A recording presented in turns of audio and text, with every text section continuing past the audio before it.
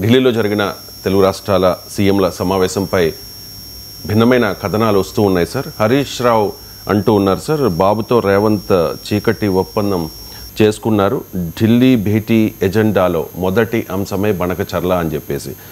రేవంత్ రెడ్డి అంటూ ఉన్నారు, తెలంగాణ ముఖ్యమంత్రి, తెలంగాణ ప్రజలకు మేము జవాబుదారీ, సీఎంల సమావేశంలో బనకచర్ల ప్రతిపాదనే రాలేదు, ఈ భేటీ విఫలమైతే బాగుండునని కొందరు ఎదురు చూశారు, అధికారం కోల్పోయిన దుఃఖం వారిది, వారికి 10 ఏళ్ళు అవకాశం ఇచ్చినా పరిష్కరించలేదు, సమస్యలకు శాశ్వత పరిష్కారం చూపడమే మా బాధ్యత అని చెప్పి రేవంత్ రెడ్డి చెబుతుంటే, ఆంధ్రప్రదేశ్ మంత్రి నిమ్మల రామానాయుడు అంటూ ఉన్నారు, బనకచర్ల కృష్ణా గోదావరి సమస్యలపై నిపుణుల కమిటీకి నిర్ణయం జరిగింది, కేంద్రం ఆధ్వర్యంలో 21లోగా ఏర్పాటు జరుగుతుంది అంటూ సీఎంల భేటీలో 3 అంశాలపై నిర్ణయాలు తీసుకున్న విషయాన్ని ఆయన చెప్పుకుంటూ వచ్చారు. ఒక్కొక్కరుగా వాళ్ళ వెర్షన్ విందాం. ముందుగా రేవంత్ రెడ్డి ఏమన్నారు బయట ప్లే చేయండి. వాళ్ళు బనకచర్ల గోదావరి బనకచర్ల వాళ్ళు కడతామని అడిగితే కదా మేము ఆపమని చెప్పడానికి. ఎజెండాలో వాళ్ళు కడతామన్న ప్రతిపాదననే చర్చకు రానప్పుడు ఆపమనే చర్చనే రాదు.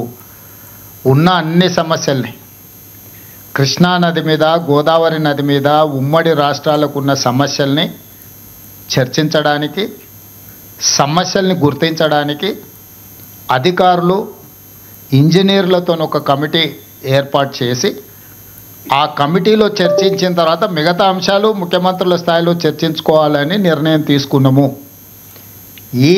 ఈ సమావేశంలో ప్రస్తావనకు వచ్చి తీసుకున్న నిర్ణయాలు 4 ప్రధానంగా.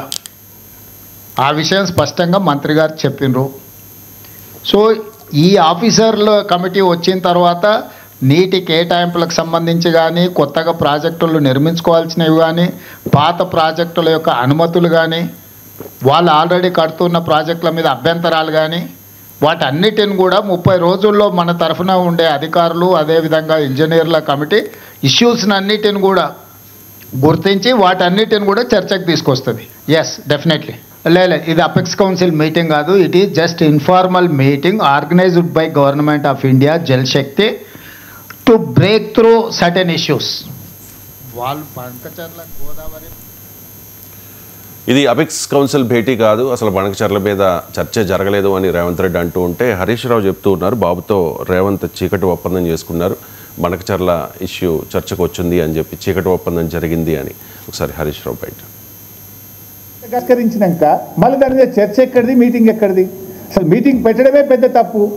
ఇవాళ రేవంత్ రెడ్డి పోయి ఆ మీటింగ్లో కమిటీ అయ్యింది, కమిటీ ఎట్లా చెప్తా గట్ల చెప్తా అని వింటా అని తలుపు చూడేది. అసలు నాకు అర్థం కాదు, కమిటీ వేసే ప్రశ్న ఎక్కడిది? అసలు కాన్స్టిట్యూషనల్ బాడీసే ఈ ప్రాజెక్టు కట్టడానికి వీల్లేదు, 7 రాష్ట్రాలతో మాట్లాడవలసి ఉంటుంది, పోలవరం ప్రాజెక్టు అనుమతులన్నీ తిరిగి తీసుకోవాల్సిన ఏర్పాటు ఉంటుంది, దీంట్లో తెలంగాణ రాష్ట్ర ప్రభుత్వం యొక్క కాన్సెంట్ కావాలి, రాష్ట్ర విభజన చట్టం ప్రకారంగా జిఆర్ఎంబి అపెక్స్ కౌన్సిల్ అనుమతి కావాలి.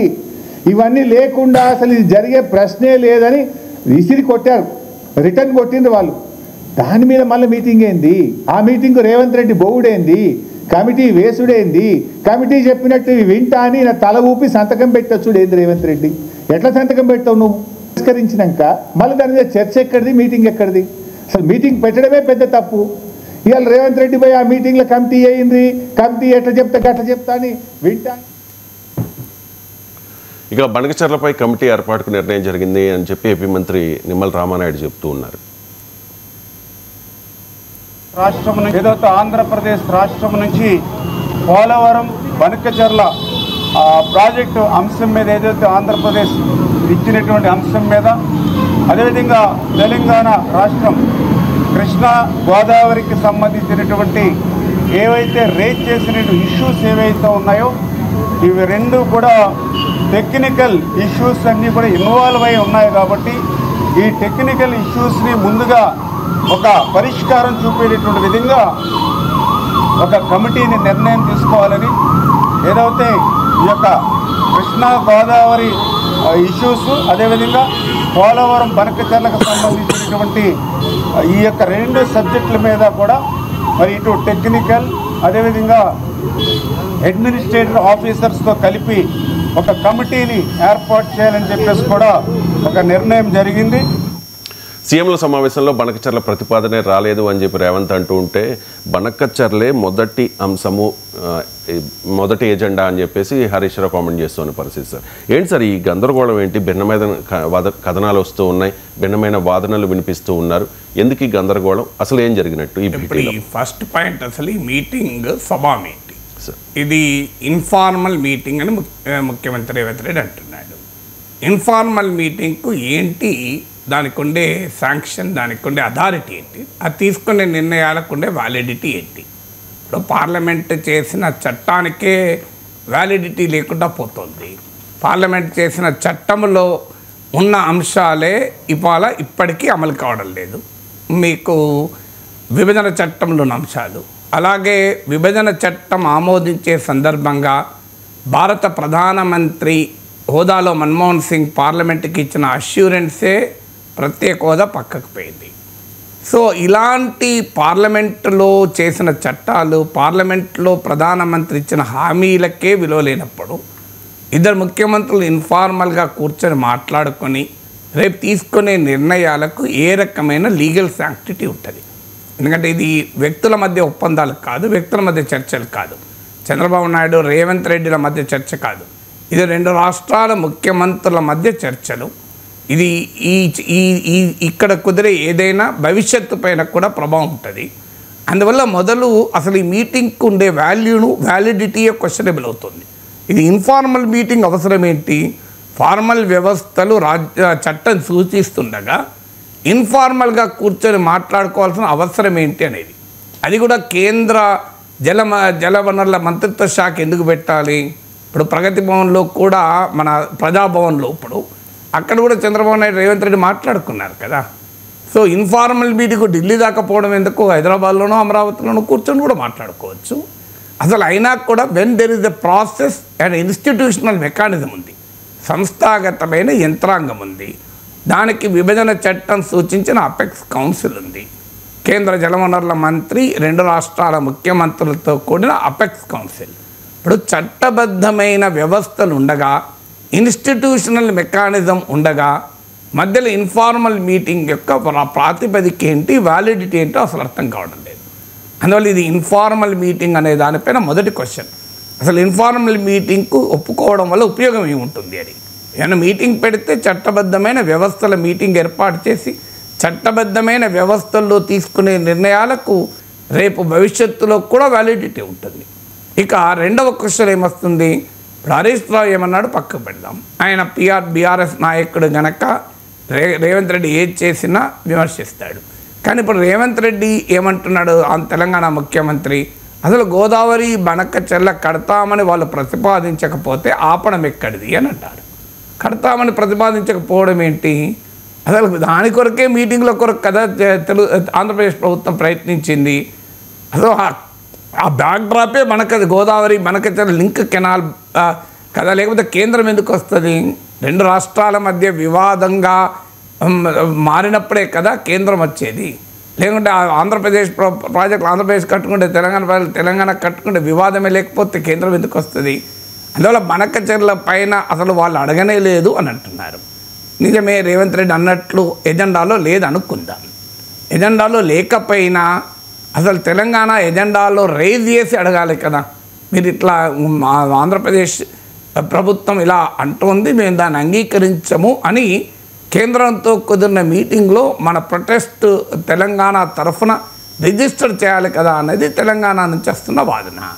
ఎందుకు అది వాళ్ళు కడతామని ప్రతిపాదించకపోతే కేంద్రానికి ఎందుకు ప్రీ ఫీజిబిలిటీ రిపోర్ట్ పంపుతారు?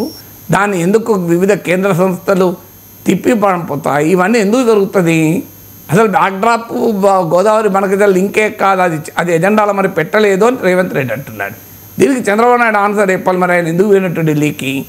ఆంధ్రప్రదేశ్ ముఖ్యమంత్రి దేని కొరకు ఢిల్లీ పోయాడు? తెలంగాణ ముఖ్యమంత్రి అంటున్నాడు అసలు గోదావరి బనకచెర్ల ఎజెండాలోనే లేదు. ఎజెండా లేనప్పుడు చంద్రబాబు నాయుడు ఏం చర్చించడానికి వెళ్ళినట్లు? ఇక రామానాయుడు బయట, మీరు రేవంత్ రెడ్డి బయటల మధ్య కంపేర్ చేస్తే క్లియర్గా రేవంత్ రెడ్డి ఏమో గోదావరి బనకచెర్ల చర్చకే రాలేదు, అసలు వాళ్ళు కడతామని అడగలేదు, ఆపేయడం ఎక్కడిది, అది ఎజెండాలు లేదంటున్నారు. రామానాయుడు ఏమంటున్నాడు? వేసిన కమిటీ గోదావరి బనకచెర్ల పైనే అంటున్నాడు.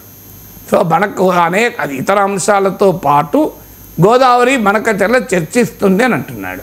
మరి రేవంత్ రెడ్డి చెప్పేది రైటా, రామానాయుడు చెప్పేది రైటా?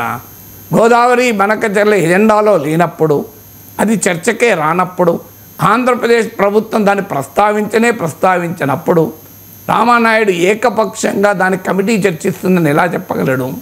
అది కమిటీలో అన్ని వివాదాలు వచ్చినప్పుడు అది కూడా వస్తే రావచ్చు. మరి అది ఈ కమిటీ చర్చిస్తుంది అని ఆంధ్రప్రదేశ్ ఇరిగేషన్ శాఖ మంత్రి అధికారికంగా ఎలా చెప్తాడు? అందువల్ల గోదావరి బనకచెర్ల లేకుండా ఈ సమావేశం ఏంటి అనే క్వశ్చన్ అనివార్యంగా వస్తుంది. సో దానికి మరి అడగకపోతే చంద్రబాబు నాయుడు సమాధానం చెప్పాలి, ఎందుకు అడగలేదని. అడగలేదు అని రేవంత్ రెడ్డి అంటున్నాడు. అడగకపోయినా మరి కమిటీ చర్చిస్తుందని ఏకపక్షంగా రామానాయుడు చెప్తున్నాడా? అంటే రామానాయుడు ఆ మీటింగ్లో ఉన్నాడు కదా. అంటే తెలంగాణ ముఖ్యమంత్రి దాని ప్రస్తావన రాలేదన్నప్పుడు కమిటీ చర్చించడానికి నిన్న కమిటీకి అది గోదావరి బనకచెర్లను నివేదించిన నిర్ణయం జరిగింది అని రామానాయుడు ఎట్లా చెప్తాడు? ఇది రెండో క్వశ్చన్. మూడో క్వశ్చన్, ఆంధ్రప్రదేశ్ ఇరిగేషన్ శాఖ మంత్రి నిమ్మల రామానాయుడు అంటున్నట్లు గోదావరి బనకచెర్లను కమిటీ చర్చించేది ఏంటి? అసలు ఈ కమిటీ ఎవరు చెప్పడానికి గోదావరి బనకచెర్ల పైన?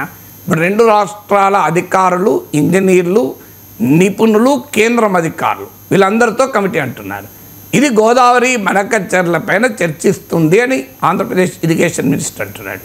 ఇది తెలంగాణ వాదనకే పూర్తి విరుద్ధం కదా. తెలంగాణ ప్రభుత్వం ఏమంటుంది అఫీషియల్గా?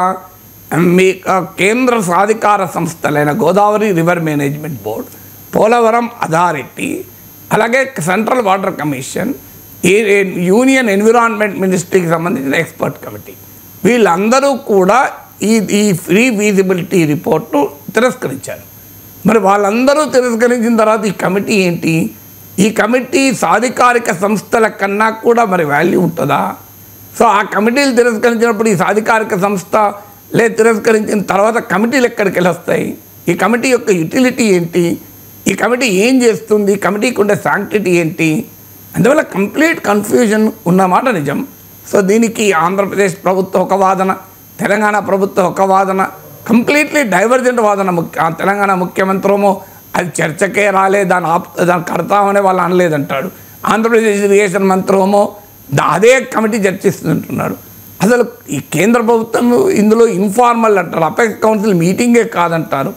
సో ఆంధ్రప్రదేశ్ ముఖ్యమంత్రి మొదట్లోనే ఇది అపెక్స్ కౌన్సిల్ మీటింగా అంటే కాదు అని కేంద్ర ప్రభుత్వం క్లారిటీ ఇచ్చిందని. అపెక్స్ కౌన్సిల్ మీటింగ్ ఎందుకు పెడతలేరు? మరి అసలు చర్చించాల్సింది అపెక్స్ కౌన్సిల్లో కదా.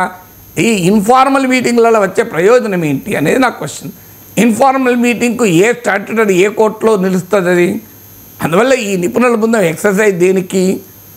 ఈ ప్రశ్నలు అనివార్యంగా మిగిలి ఉన్నాయి. అఫ్కోర్స్ కొన్ని జల వివాదాలపైన ఇద్దరు ముఖ్యమంత్రులు కూర్చొని సమస్యలు పరిష్కరించుకోవాలని చూస్తున్నాం. 10 ఏళ్లలో అధికారంలో ఉండగా బీఆర్ఎస్ పరిష్కరించలేదు. పరిష్కరించడం తప్పు కాదు, ఇద్దరు ముఖ్యమంత్రులు కూర్చోవడం తప్పు కాదు. రెండు రాష్ట్రాలు కూర్చొని పరిష్కరించుకోవాలి కూడా. ఎందుకంటే దేశాల మధ్యనే నదీ జలాల పంపిణీ ఒప్పందాలు కుదురుతాయి. ఇప్పుడు మనం ఇండస్ వాటర్ ట్రీటీ భారత్ పాకిస్తాన్ల మధ్య వరల్డ్ బ్యాంక్ మధ్యవర్తిత్వంలో కుదిరి అనేక యుద్ధాలని కూడా తట్టుకొని ఇటీవల కాలం వరకు నిలబడింది. ఇప్పటికీ కూడా ఆ ఒప్పందం రద్దు కాలేదు. ఒప్పందం అబేయన్స్లో మాత్రమే పెట్టారు. బంగ్లాదేశ్తో గంగా నదీ జలాల ఒప్పందం ఉంది, తీస్తా నదీ జలాలపై ఒప్పందాలు ఉన్నాయి. అందువల్ల రెండు దేశాల మధ్య, అందులో రెండు శత్రు దేశాల మధ్యనే నదీ జలాల ఒప్పందాలు కుదిరి దశాబ్దాల పాటు నడిచినప్పుడు రెండు తెలుగు రాష్ట్రాల మధ్య కూర్చోకూడదు, ఇద్దరు కొట్టుకుంటూనే ఉండాలి, ఆంధ్రప్రదేశ్ తెలంగాణ మండుతూనే ఉండాలి అంటే అది రాజకీయంగా కొంతమందికి ఉపయోగం ఉండవచ్చు, కానీ సమాజానికి ఉపయోగం కాదు. అందువల్ల తప్పనిసరిగా దాన్ని పరిష్కరించుకోవాలి. ఎందుకంటే రాజకీయాలు ఎలా ఉంటాయంటే, రాజకీయాలు అధికారంలో ఉంటే ఒక రకంగా ఉంటారు రాజకీయ నాయకులు, ప్రతిపక్షంలో ఉంటే మరో రకంగా ఉంటారు. ఇప్పుడు ఇదే కేసీఆర్ అంతకుముందు బేసిన్లు లేవు, బేసిజాలు లేవు అని మాట్లాడాను. ఇప్పుడు అసలు అన్యాయం అయిపోతుంది, తెలంగాణ తాకట్టు పెడుతుంది. ఇవాళ నమస్తే తెలంగాణలో కూడా వార్త, తెలంగాణ బాబు రేవంత్ మిరాకత్ బనకచెర్లపై దస్కత్ అని. సో మన అంతకుముందు బేసిన్లు లేవు, బేసిజాలు లేవు అని ఎందుకన్నాడు కేసీఆర్. అప్పుడు కేసీఆర్ ఇక్కడ ముఖ్యమంత్రి, జగన్ అక్కడ ముఖ్యమంత్రి, వాళ్ళిద్దరి మధ్య రాజకీయ మైత్రి కనుక బేసిన్లు ఉండవు, బేసిజాలు ఉండవు. మరి ఇప్పుడు రేవంత్ రెడ్డి చంద్రబాబు నాయుడు నాయకుల మైత్రి గనక కమిటీలు ఏర్పడతాయా? ఇది ఎక్కడ రాజకీయము? సో రాజకీయం అనేది రెండు రాష్ట్రాల మధ్య ముఖ్యమంత్రులు పాలిస్తున్న రాజకీయ పార్టీల సంబంధాలను బట్టి ఉండకూడదు కదా. ప్రతిపక్షంలో ఉన్నవారు సహజంగానే రెచ్చగొడితే తమకు రాజకీయ ప్రయోజనం ఉంటుంది అనేది ఇప్పుడు వైసీపీ అక్కడ ఏమంటుంది, చంద్రబాబు నాయుడు వెళ్ళి తెలంగాణకు తాకట్టు పెట్టాడు ఆంధ్రప్రదేశ్ ప్రయోజనాలను వాళ్ళు అంటారు. సో ఆంధ్రప్రదేశ్ కోసం గురుదక్షిణ రేవంత్ రెడ్డి ఇస్తున్నారు వీళ్ళంటారు. అందువల్ల రాజకీయ పార్టీలు తాము అధికారంలో ఉంటే ఒక రకంగా మన పార్టీలైనా నాయకులైనా తాము ప్రతిపక్షం నుండి ఒక రకంగా మాట్లాడతారు. ఇది స్వభావం పార్టీలకు. మీరు ఈవెన్ ఉద్యమ సమయంలో మనం చూసాం కదా, రాజకీయ పార్టీ నిలువునా చీలిపోయి తెలంగాణ అన్న ఒకే పార్టీలో తెలంగాణ నాయకులు ఒక రకంగా, ఆంధ్ర నాయకులు ఒక రకంగా పబ్లిక్గా మాత్రం మాట్లాడుకునేవాళ్ళు, మళ్ళీ ప్రైవేట్లో కలిసి అంతా వ్యాపారాలు అది చేసుకునేవాళ్ళు. సో అందువల్ల రాజకీయ నాయకుల స్వభావాలు అలాగే ఉంటాయి, పార్టీల స్వభావాలు ఉంటాయి. కానీ ఫండమెంటల్గా నీవు మంత్రుల హోదాలో ఉన్నప్పుడు ఆ తెలంగాణ ముఖ్యమంత్రిమో బనకచెర్ల ప్రస్తావనే లేదు, వాళ్ళు కడతామనే ప్రస్తావించలేదు అంటున్నాడు. దీనికి చంద్రబాబు నాయుడు సమాధానం చెప్పాలి. మీరు ఢిల్లీ ఎందుకు వెళ్ళారు అంటే మీరు బనకచెర్ల ఎందుకు ప్రస్తావించలేదు? మీకు ప్రస్తావనే బనకచెర్ల లేకుండా బనకచెర్ల ఎట్లా కడతారు? తెలంగాణతో మరి గోదావరి బనకచెర్ల విషయంలో చర్చించలేదని అసలు ఆ మీటింగ్లో ఎజెండాలోనే లేదు అని అంటున్నారు. అంటే గోదావరి బనకచెర్ల వదిలేసినట్ట చంద్రబాబు నాయుడు? దీనికి ఆన్సర్ చెప్పాలి. ఇక మరి నిమ్మల రామారెడ్డి ఏమంటున్నాడు, అసలు కమిటీకి దాన్ని నివేదిస్తామంటున్నారు. అసలు కమిటీకి నివేదించడం ఏంటి? అంతకన్నా చట్టబద్ధమైన వ్యవస్థలే అభ్యంతరాలు చెప్పినాక ఈ కమిటీ ఎవరు? కమిటీ ఇచ్చే నివేదికకి ఏముంటుంది అధికారం? అందువల్ల ఈ ఢిల్లీలో రేవంత్ చంద్రబాబుల మీటింగు ఆన్సర్ల కన్నా ప్రశ్నలే మిగిల్చింది. అఫ్కోర్స్ కొన్ని విషయాలు, శ్రీశైలం డ్యామ్ మరమ్మతులకు ఆంధ్రప్రదేశ్ అంగీకరించింది లేదు, టెలిమెట్రీ సేవలపై కూడా మళ్ళీ డిఫరెంట్ వర్షన్స్ ఉన్నాయి. తెలంగాణ ముఖ్యమంత్రి ఏమంటున్నాడో అన్ని చోట్ల టెలిమెట్రీ అంటే నదులలో, కృష్ణా గోదావరి నదుల్లో ఏ రాష్ట్రము ఎంత డ్రా చేసుకుంటోంది అనే దానిపైన మెజర్మెంట్ కొరకు అన్ని చోట్ల టెలిమెట్రీలు పెట్టడానికి అగ్రిమెంట్ కుదిరింది. కేంద్రం నిధులు ఇచ్చినా ఇవ్వకపోయినా తెలంగాణ టెలిమెట్రీ పెడుతుంది అని తెలంగాణ ముఖ్యమంత్రి అంటున్నాడు. నిమ్మల రామానాయుడు స్టేట్మెంట్ చూశాను నేను. అసలు అది కేవలము రిజర్వాయర్ల దగ్గర డ్రా చేసే అవుట్లెట్ల దగ్గరే పెడతాము, అంతలో పెట్టమంటున్నాడు. అక్కడ కూడా డిఫరెన్స్ ఉన్నది. అందువల్ల దయచేసి కేంద్ర ప్రభుత్వానికి విజ్ఞప్తి ఏంటంటే, ఈ మీటింగ్ మినిట్స్ ఉంటాయి కదా, ఈ మీటింగ్ ఏం రహస్యంగా జరగలే. ఇప్పుడు రేవంత్ రెడ్డి వెళ్ళి మొత్తం తాకట్టు పెట్టడానికి అక్కడ పక్కన ఉత్తమ్ కుమార్ రెడ్డి ఉన్నాడు, రామకృష్ణారావు ఉన్నారు, కేంద్ర ఇరిగేషన్ సెక్రటరీ ఉన్నాడు, కేంద్ర మంత్రి ఉన్నాడు సిఆర్ పాటిల్, వాళ్ళందరూ ఉండగా రేవంత్ రెడ్డి గురుదక్షిణ ఎట్లు ఇస్తారు చంద్రబాబు నాయుడుకు? ఆయన గురుదక్షిణ ఇస్తే ఉత్తమ్ కుమార్ రెడ్డి ఊరుకుంటాడు? ఆయన ఉత్తమ్ కుమార్ రెడ్డి కూడా one of the contender for CM post కదా. ఆయన ఏమైనా రేవంత్ రెడ్డి ఫాలోవర్ ఏం కాదు కదా. సో ఉత్తమ్ కుమార్ రెడ్డి రేవంత్ రెడ్డి తాకట్టు పెడుతుంటే ఆయన ప్రేక్షక పాత్ర పోషిస్తాడు, ఆయన రాజకీయంగా ఉపయోగం కదా. నిజంగానే అది జరిగితే ఆయన ఊరుకుంటాడా? అసలు మొదలు బయట హరీష్ రావు అవసరం లేదు, కేసీఆర్ అవసరం లేదు, ఉత్తమ్ కుమార్ రెడ్డి రైజ్ చేస్తాడు దీన్ని. తర్వాత చీఫ్ సెక్రటరీస్ కూడా ఉన్నారు కదా, రెండు రాష్ట్రాల చీఫ్ సెక్రటరీస్ ఉన్నారు. ఇదన్ అఫీషియల్ మీటింగ్ దానికో మినిట్స్ ఉంటాయి, గురుదక్షిణాలు ఉంటే కూడా మినిట్స్లో రాయాలి, గురుదక్షిణ ఈజ్ బీయింగ్ పేడ్ అని కూడా రాయాలి. సో అందువల్ల మరి ఇంత కన్ఫ్యూజన్ ఎందుకు? What are the minutes of the meeting? Ultimately ఎవరే మాట్లాడుకున్నారన్నది ఇంపార్టెంట్ కాదు. అధికారికంగా ఒక మీటింగ్ జరిగితే అది ఇన్ఫార్మల్ అయినా ఫార్మల్ అయినా దానికి ఖచ్చితంగా మినిట్స్ రాయాల్సి ఉంటుంది. లేకపోతే ఇంకో తెలంగాణ ముఖ్యమంత్రి బనకచెర్ల కడతామనే వాళ్ళు అనలేదంటారు, ఆంధ్రప్రదేశ్ ఇరిగేషన్ మినిస్టర్ ఏమో బనకచెర్ల కమిటీ చర్చిస్తుంది అంటాడు. మరి అందువల్ల ఈ గందరగోళం ఉండకూడదు అంటే ఆ మినిట్స్ను కేంద్రం బయటికి ప్రకటించవచ్చు, లేదంటే ఎవరెవరు ఆర్టీఐ కింద వేసి అసలు ఆ మినిట్స్ తెప్పించుకుంటే కానీ సమస్య ఏంటంటే ఆర్టీఐ కింద వేస్తే 3 నెలలకు వస్తుంది, 3 నెలలకు వస్తుందో 3 ఏళ్ళకి వస్తుందో బనకచెర్ల నిర్మాణం అయినాక వస్తుందో తెలియదు, అట్లా తయారైంది వ్యవస్థలు. సో అందువల్ల ఇప్పటికైనా కేంద్ర ప్రభుత్వం పైన ఉన్న బాధ్యత ఏంటి అంటే let it declare the minutes. So రెండు రాష్ట్రాల్లో భిన్నమైన ఇంటర్ప్రిటేషన్స్ వస్తున్నాయి కనుక తెలంగాణ ముఖ్యమంత్రి అనేదానికి ఆంధ్రప్రదేశ్ ఇరిగేషన్ మినిస్టర్ అనేదానికి పొంతనే లేకుండా ఉంది కనుక let the minutes be made public. ఈ గందరగోళం ఎందుకు? నిజంగానే ఆ మినిట్స్కి ఏముంటుంది అనేది క్వశ్చన్. ఫస్ట్ కేంద్రాన్ని అడిగేదంటే, అయ్యా విభజన చట్టంలో ఒక వ్యవస్థని సూచించారు, అది వదిలేది ఇన్ఫార్మల్ మీటింగ్ ఎందుకు పెడుతున్నారు? అపెక్స్ కౌన్సిల్ మీటింగ్ కాల్ఫర్ చేయండి.